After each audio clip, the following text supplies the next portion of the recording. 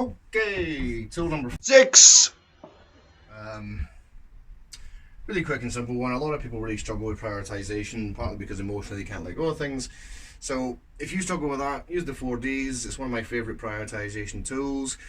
Some professional problem solvers and troubleshooters and people like that come up with all sorts of funnel systems and things, which are very complicated, but ultimately are kind of expansions in the same basic principle. So I like this one. So this is about prioritization again.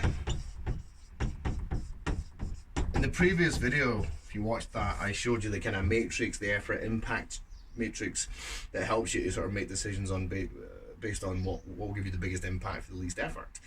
So that's about decision making. This is kind of about prioritizing what's going on in life now to kind of help you avoid being overworked, to help avoid overwhelm and things like that. And it's the 4Ds. If you've not heard of the 4Ds before, one of my favorite ones. So with the 4Ds, you start with the most extreme option. So you've got a task to do. You need to prioritize it some way. What are the options you got? The first option you've got is the best one and the easiest one. Just don't do it.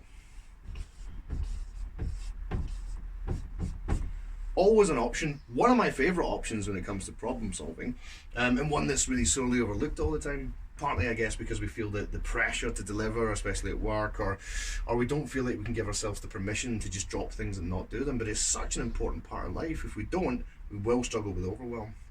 So, if you're not sure about something and you're struggling for time, or you're struggling with stress, or anxiety, or whatever it is, and you've got options and you feel like you need to prioritize them, start with dropping stuff. Get rid of it.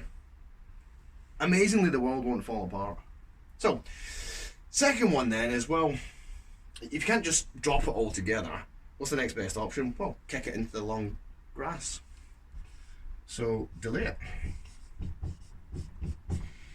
If it's not something you can get rid of entirely, how long can you put it off before it becomes a priority? That's okay. Kicking things into the long grass is an expression for a reason. So, can you delay it? Next one, which is quite a fun one, is delegate it. Who else can you give it to? And again, in our private lives, this is really important because I spoke to a lot of parents who feel like they have to do everything themselves, or that they can't ask for support, or men in particular have pride. We don't ask for support. We won't ask for directions. You know, there's a big blocker there in terms of sort of our egos. But the truth is, we can get other people to do things for us that will help reduce the amount of workload we've got on. Managers have no problem doing this in corporate business. They'll dump all their stuff onto you. So why shouldn't you do that in your own life? Pay somebody to do the ironing, or get somebody else to pick up the kids, or get a dog walker if you struggle with getting up in the morning, or whatever it is. Get someone else to do it. The people that live around my part of the world here in Warwickshire are predominantly incredibly wealthy. You can all afford to take the steps that you need to take to maintain your mental health. You're far more privileged than a lot of people in the world. So don't take that for granted.